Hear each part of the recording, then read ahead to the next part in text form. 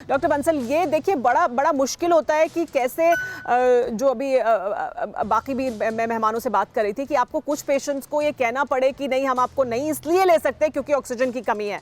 तो ये जो मुश्किल है, इसको लेकर कितनी दुविधा आपके सामने आ रही है? क्या इस तरह की सिचुएशन आपके सामने आ रही है क्योंकि आप हाईली क्रिटिकल कोविड पेशेंट्स के साथ डील कर रहे हैं और रोज उतनी ही संख्या में पेशेंट्स आ भी रहे होंगे अस्पताल में भर्ती होने के लिए? तो क्या पेशेंट्स को मना करना पड़ रहा है? कितने पेशेंट्स को आपको मना करना पड़ा है कि आप अपनी फुल कैपेसिटी पे अभी काम कर रहे हैं? जी, बिल्कुल आपने मैडम ठीक कहा। हमें हर रोज 25 से 30 पेशेंट इस वजह से वापस भेजने पड़ते हैं क्योंकि हमें ऑक्सीजन की, हमें लगता है बेड खाली हैं, पर जिन बेड्स पे ऑक्सीजन अवेलेबल नहीं है और हमारी कैपेसिटी जो है ऑलरेडी 12 घंटे हमें ऑक्सीजन चाहिए जो पेशेंट्स हैं बैकअप में, क्योंकि दूसरे पेशेंट जो आएंगे वो हमें दूसरी जो ऑक्सीजन की सप्लाई आएगी वो 12 घंटे बाद आएगी। तो हम अभी क्या कर रहे हैं कि जो हमारे जितनी ऑक्सीजन है, जितने पेशेंट्स हैं, उसके हिसाब से 12 घंटे लास्ट करनी चाहिए। तो एक तो हमने टारगेट ये किया है कि हम पेशेंट्स का ऑक्सीजन लेवल 890 के करीब 90-93 के बीच में रख रहे हैं।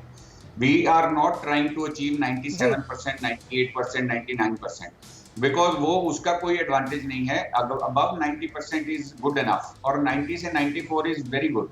तो हम कोशिश ये कर रहे हैं कि मिनिमम ऑक्सीजन से पेशेंट को सपोर्ट किया जाए ताकि ऑक्सीजन ज्यादा देर तक चल सके हमारी।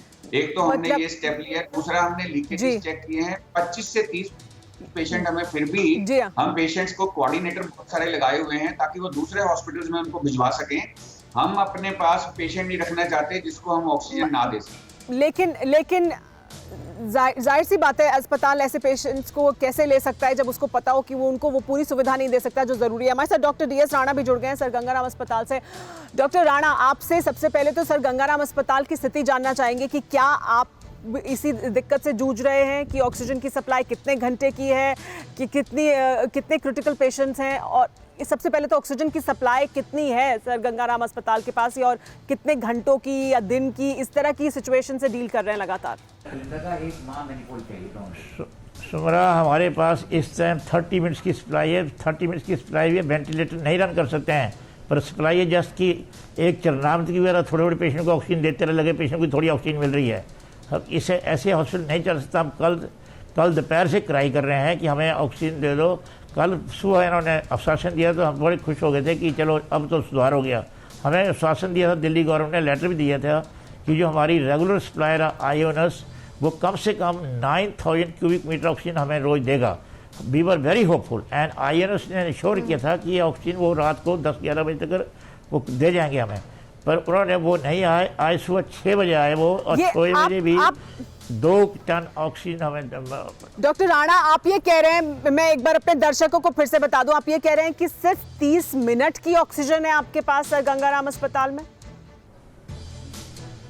सिर्फ 30 मिनट की ऑक्सीजन है, और ये बोल रहे हैं कि नहीं अब अभी ट्रक, हमारे MLA साहब लगे हुए हैं, वो कह रहे हैं ट्रक अभी मूलचंद पहुंच गया, हो सकता आगे पहुंच गया। उम्मीद है कि 30 मिनट से पहले ट्रक पहुंच जाएगा। कितनी देगा ये पता नहीं है, वो चरनामत की तरह डालेगा या कुछ थोड़ी ऑक्सीजन देगा।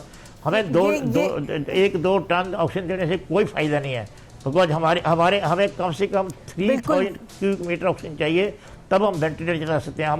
हमारे 30 वेंटिलेटर लगे, हम और वेंटिलेटर लोगों की जरूरत है। हमारे पास वेंटिलेटर सरकार ने दिए हैं, भारत सरकार, और हम वेंटिलेटर नहीं चला पा रहे हैं, हमारे पास ऑक्सीजन नहीं है। डॉक्टर राणा, और ये तो बहुत ही भयावह स्थिति है कि 30 मिनट की ऑक्सीजन सिर्फ गंगाराम अस्पताल के पास बची हुई है। इस वक्त की बड़ी खबर भी है, और आप ट्रैक कर रहे हैं कि मूलचंद तक पहुंचा है ट्रक या उसके आगे तक पहुंच चुका है ताकि मरीजों तक ऑक्सीजन पहुंच सके। ये बहुत भयावह स्थिति है, दुखद भी है, चिंताजनक है, और जाहिर सी बात है डॉक्टरों के लिए, मेडिकल स्टाफ के लिए, परिजनों के लिए, उन पेशेंट्स के लिए, सबके लिए बहुत ज्यादा भयावह स्थिति लगातार बनी हुई है।